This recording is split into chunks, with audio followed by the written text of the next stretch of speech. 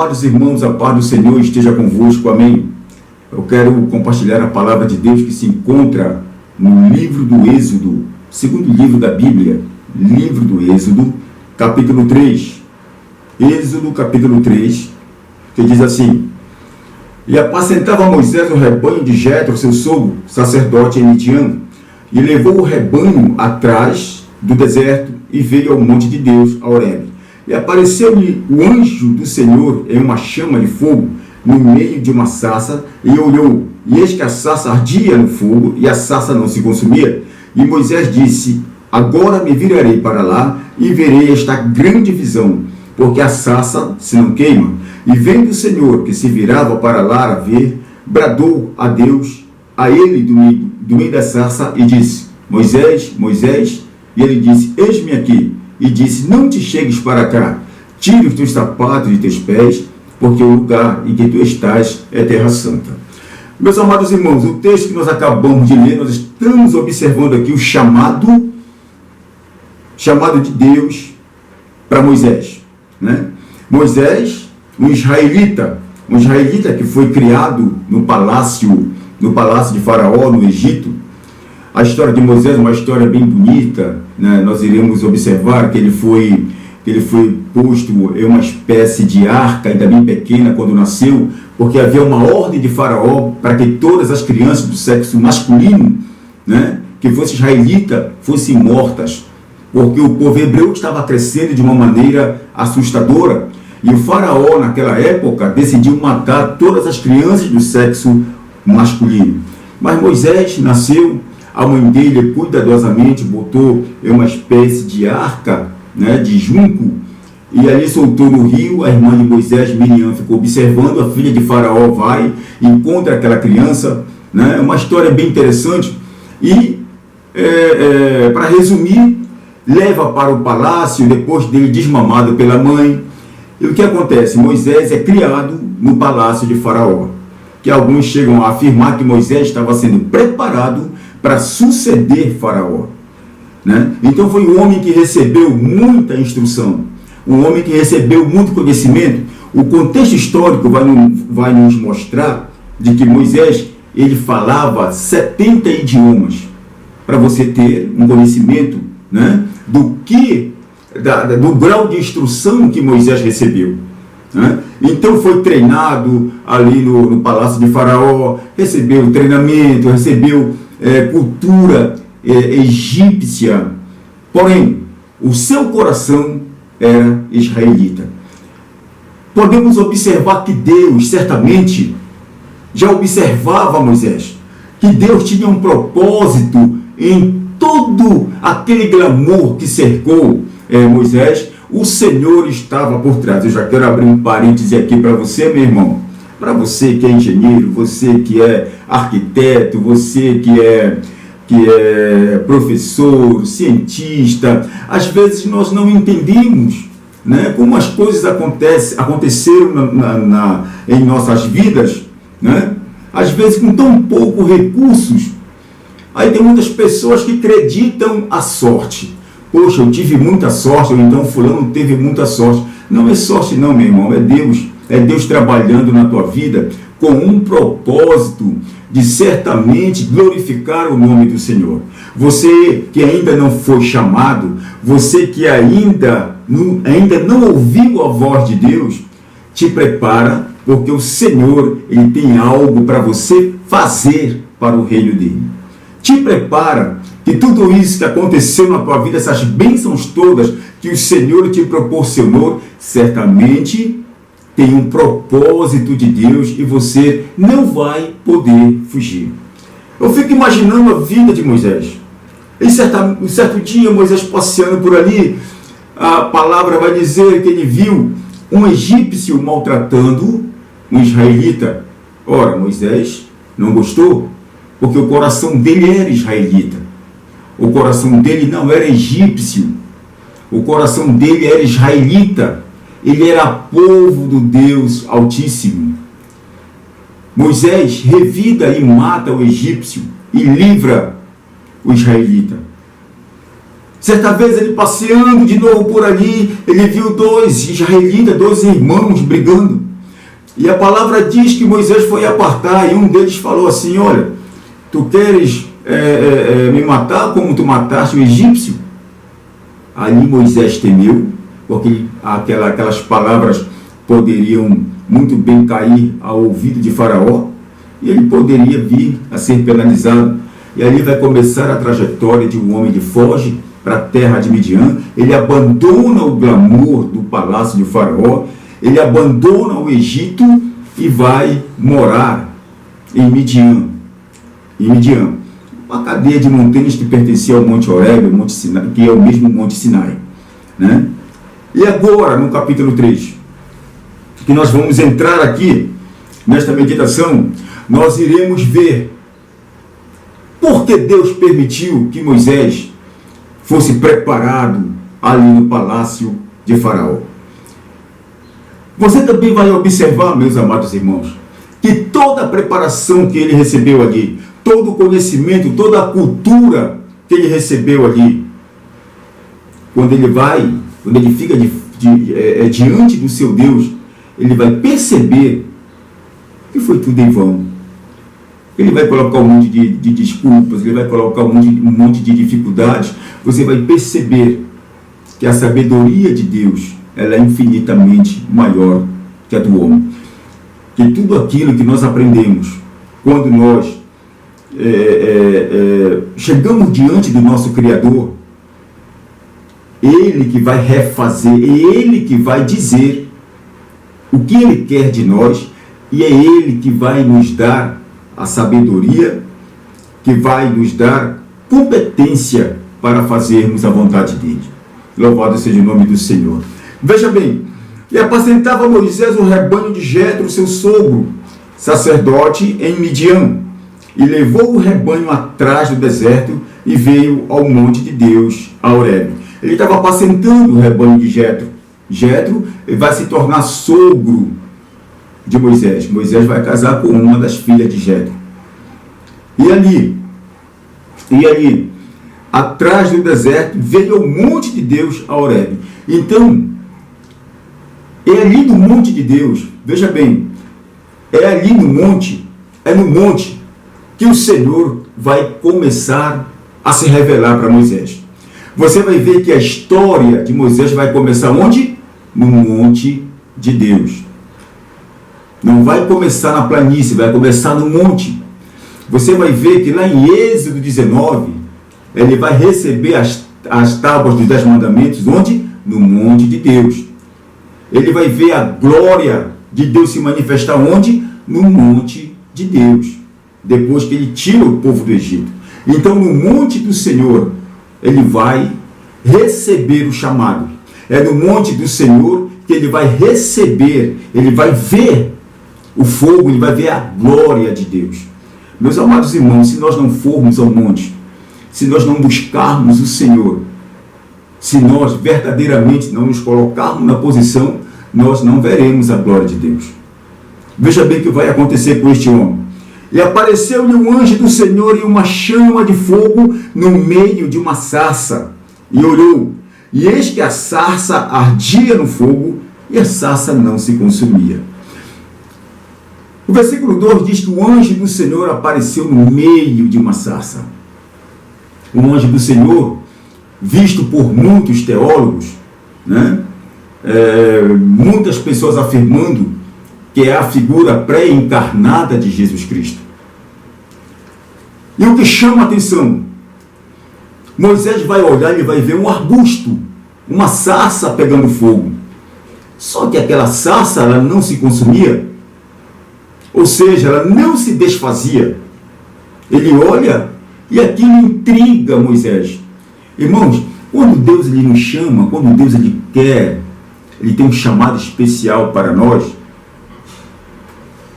ele vai te atrair. Ele vai criar algo para te atrair. Você observa que a sarça ela não se consumia?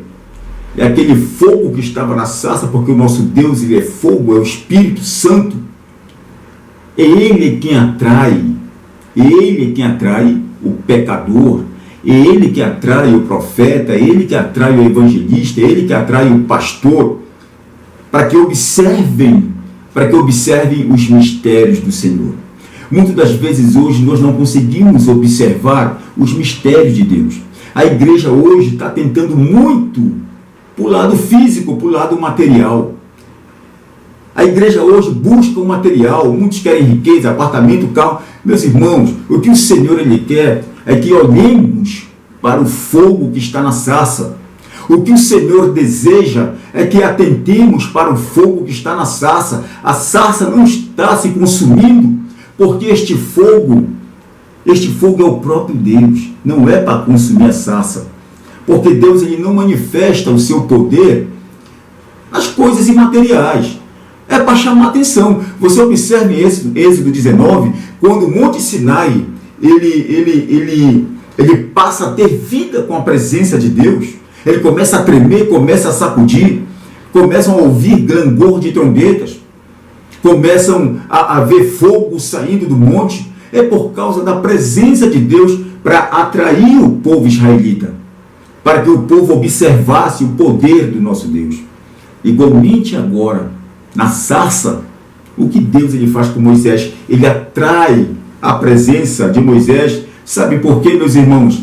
Porque lá no Egito haviam 3 milhões de pessoas para serem salvas, para serem libertas. Lá no Egito haviam 3 milhões de israelitas aprisionados, sofrendo, passando por privações para serem libertos. Por isso Deus atrai Moisés. Por isso o Senhor atrai Moisés para a sarça. Observe que ele vê a sarça. A sarça não se consumia. Ele olha o fogo, mas por que a sarça não está se consumindo? Eu vou lá ver de perto. É aí que Deus vai entregar o chamado para ele. Aí que Deus vai entregar o cajado para Moisés. Meus amados, vocês que estão me ouvindo, em nome de Jesus Cristo, eu creio que o Senhor tem um chamado especial para você. Eu creio que o Senhor está te chamando do meio da sarça. Eu creio que o Senhor está te atraindo porque Ele tem algo para você nesses últimos dias. O Senhor precisa de profetas. O Senhor precisa de pessoas verdadeiramente com o coração na sua obra para pregar a palavra, para libertar os cativos do Egito espiritual. Não ignora a sarça. A sarça muitas das vezes representa um irmãozinho simples, mas cheio do Espírito de Deus, falando com você e você ignora porque não é teólogo. A sarça muitas das vezes representa aquela ex-prostituta que veio do mundo, mas está cheio da chama, cheio do Espírito de Deus, e você ignora porque um dia ela foi prostituta. A sarça representa aquele ex-presidiário, aquele ex-assassino, que muitas das vezes está cheio do Espírito de Deus, foi liberto, está limpo, mas você olha para o passado e ignora. Não faça isso, meu irmão. Não faça isso. Ouça o que Deus tem para você, porque é do meio da sarça, daquele arbusto, até então insignificante, ali do meio daquele fogo que emanava, que Deus vai se revelar a Moisés. Louvado seja o nome do Senhor. Veja bem. E Moisés disse: agora me virarei para lá e verei esta grande visão, porque a sarça se não queima. Agora eu vou lá, porque Deus me atraiu, agora eu vou lá ver, porque a sarça não queima. E vendo o Senhor que se virava para lá a ver, bradou Deus a ele do meio da sarça e disse: Moisés, Moisés. E ele disse: eis-me aqui. E disse: não te chegues para cá, tire os teus sapatos de teus pés, porque o lugar em que tu estás é terra santa. Veja bem, Deus atraiu um homem chamado Moisés. Vocês sabem quantos anos Moisés tinha quando ele foi chamado? Moisés tinha 80 anos quando ele vai tirar o povo do Egito. O chamado dele. 80 anos, meus irmãos. Ele vai sair do Egito com 40. Mais 40 anos, o Senhor chama Moisés para que ele tirasse o povo do Egito. Né? E nós vamos observar, né, que O ministério de Moisés vai durar mais de 40 anos. Ele vai morrer com 120 anos. Então, aos 80 anos, a idade onde o homem com 50, 40, 60, 70, muitos já desejam aposentadoria, Deus vai chamar o seu servo Moisés para que ele tirasse do Egito 3 milhões de pessoas. 3 milhões de pessoas. Não foram 300, não foram 3 mil, 3 milhões de pessoas, segundo dados históricos, o contexto histórico. Pois bem,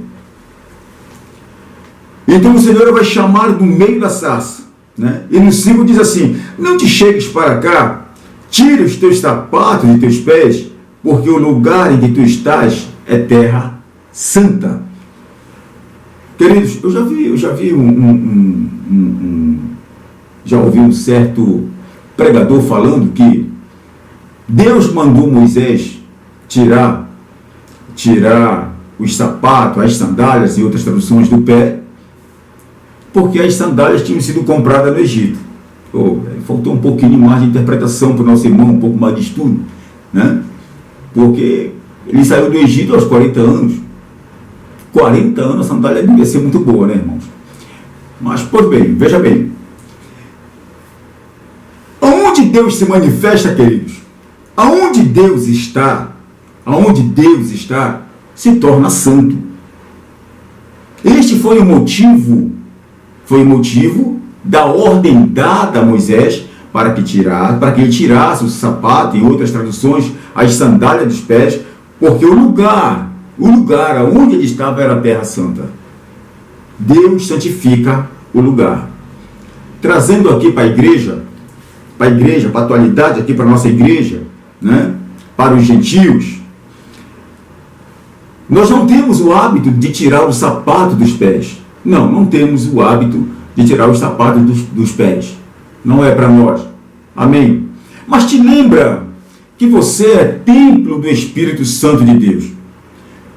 Lembra-te que você está ali cultuando a Deus. Lembra que você está ali para dar honra a Deus. Então eu quero aqui passar uma mensagem para as mulheres, para as mocinhas, para os homens.